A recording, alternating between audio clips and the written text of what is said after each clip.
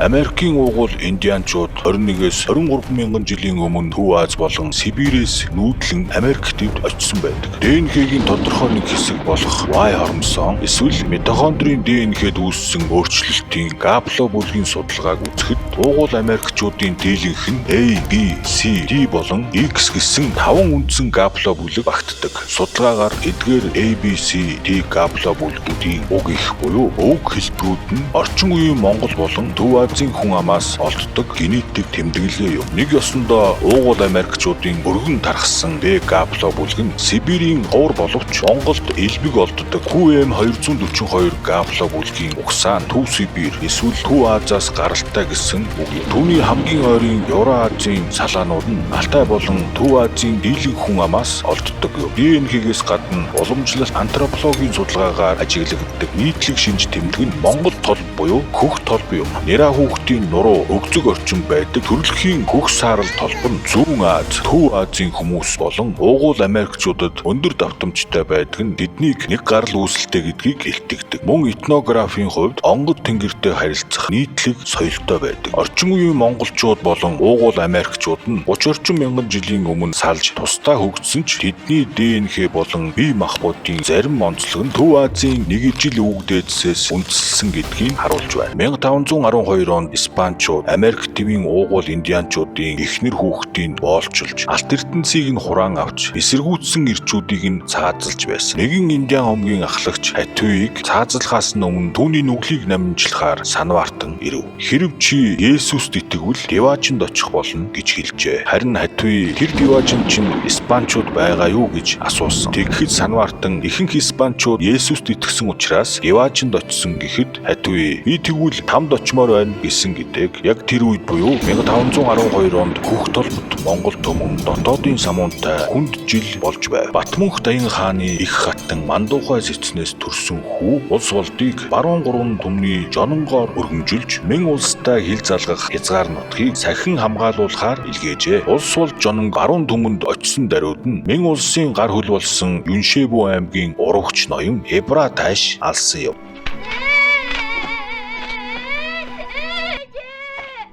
Исмаил Тайж Эбра Тайшаас ахуулаад Монгол аймагуудын хооронд хагаралдуулагч цол хэрэгэн бэлэг сэлтэд донцсон мэн гүрний гар хөл болж эх орноо худалдаж үндэстнээ сөхрүүлж эд баялаг тонн дээрэмдэх зорилготой ноёд одоо ч байсаар байна. 512 жилийн дараач эд баялагч шунан дурлаж эх орноо хохироож үндэснээ зарсан асуудал сөхөгдсөн. 2024 онд нүүрсний жагсаал нэртэй хар алтны хэргийг ил гараг хэмээн ард түмэн бохимдож жагсан тэмцэв. Харбинд очсон хамгийн бүдүүн дарга оюун эрдэнэ 16 жилийн турш 36 их найдын алдагдaltaй гэрээ байгуулсан. Амар баясгалан их хурлаар үр хоожийнхоо идэх хоолыг хомсолсон тушаал батлуулсан. Үүнийг өнөөдрийн түшмдүүдээс ард иргэд ял асууж байна. Төрийн толгойд гадны гар хөл 10 гэлтэй сүүлийн 6 жил татварыг шатдараатаагаар нэмэгдүүлсээр ард иргэдийг туйлдуулав. Шинэхэн засгийн газар 100 хоногийн дотор үрээ шиг 3 дахин нэмэгдсэн нүүрсний экспорт 1.6 дахин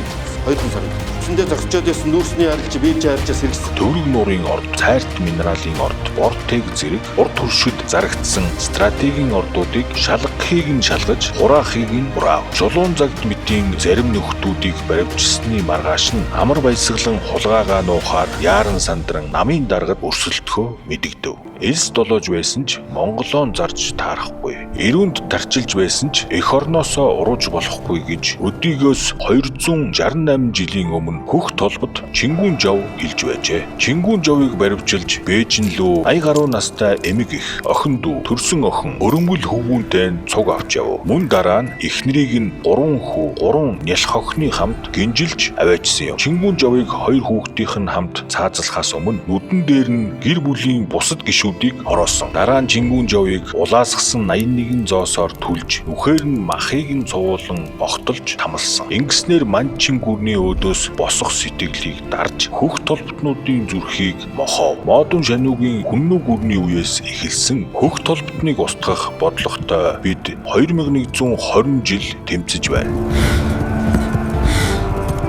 Сайн Ноён хан аймгийн Цогтой гүн Дашторжийн хушууны нутагт Дүүр Жав хэмээх язгуурын тайж байв. Түүний угсаа залгамжилсан хүү Сум гард тайж нь Норов хэмээх хүүтэй. Норов тайж нь Дамдан Жав хэмээх хүүтэй. Дамдан Жавын хүү Гомб Жав. Гомб Жавын хүү Зандан Шатран одоогийн засгийн газрын тэргүүн болсноор хөх толботныг устгах бодлоготой тэмцэж эхэлсэн. 2024 онд Женко, Амар Баясгалан, Оюун Эрдэнэ, Сайн Зориг, Ж Бат Эрдэнэ, Б Бат Эрдэнэ, Нямбаатар, Ариун Заяа, Баярбаатар, Номин, Болормаа, Шилэн Цогоо, Сандаг Очир нарын нүүрсний бүлэглэл Зандан Шатрыг тойрогтон унгах хорыг зохион байгуулж байсан бол 2025 онд ерөнхий сайдаас огцруулж өөрсдийн нүүрсний бүлэглэлийг аврахаар ажиллаж байна. Өмнө нь Монгол ноёдыг хооронд нь хагаруулж элэгсэлд өгдөг байсан шиг өнөөдөр засаг огцруулах гэж улсын их хурлын гишүүн тус бүрийг 300 мянган $ам худалдан авах санал тавьж байна гэх бор шувуу нисэж байна. Ямар төшөмдүүд түүнд нэгдэхийг бид мэдэхгүй. Хөх толбот үндэстэн бүх агуулгаар ялагдаж байна. Хиймэл оюун ухаан, гадаад сүлжээг урд хөршөөс импортлох, дэлгэцээр дүүрэн олон ангид хятад кино цацагдах, урд хөршийн цахилгаан машин импортлоход татвар бага ноогдуулах, Сайн Зориг гишүүн визний журмыг үгүй болгох төслийг санаачилж улмаар Оюун Эрдэнэ, Амар Баясгалангийн үед Монголд ирж буй хятад иргэдийн тоо хамгийн дээд түвшинд хүрв. Хөх толбот үндэстний генийн санг арилжиж эхлэв. Нямбаатар урд хөршөөс их хэмжээний явган зам бордюр авч улсын сан хөмөргийг өрн таран хийв. Өвгдөөс уламжлагдсан ирсэн үр хүүхдийн ирээдүйн орлого болсон 404 их найд төгрөгийн нөөцтэй Бортегийн ордны нүүрс худалдах монопол гэрээг Адмирал компани байгуулсан. Хамаатан Садан найз нөхдөөрөө дамжуулан төрийн толгойд гарсан төрийн түшмэл ууд шалгуулахгүй. Түүний эргэн тойрных нь хэргийг ил болгосон хүмүүсийг эрх мэдлээс нь салгахаар хөдөлж байна. Хөх толбот үндэстэн асар их баялаг тайж сайхан амьдарч болох үхэл нөхцөлийг нь хааж эх орноосоо уруух ажиллагаа үргэлжилсээр байна. Ард түмнийг талцуулан 27 жилийн өмнөх зоргийн хэрэг, 17 жилийн өмнөх MCS, 12 жилийн өмнөх элбэг дорж, 16 жилийн өмнөх оюу толгойн гэрээг их зэрэг асуудлуудыг сэвж өөрсдийн хэрэгээ нуун дарж эх орныхон баялагийг зарж байна. Өөрсдийнх нь эсрэг дуугармагц эдгээр яриагаа холбогддог ба гизээ шийддэггүй, шийдэгч үгүй 6 жил болсон. Эх орны эд баялагийг худалдаж, эмс охтыг нь бузруулж, ард иргэдийн боломжийг хулгайлж, үр хүүхдүүдийн ирээдүйг тамаар сольж байна.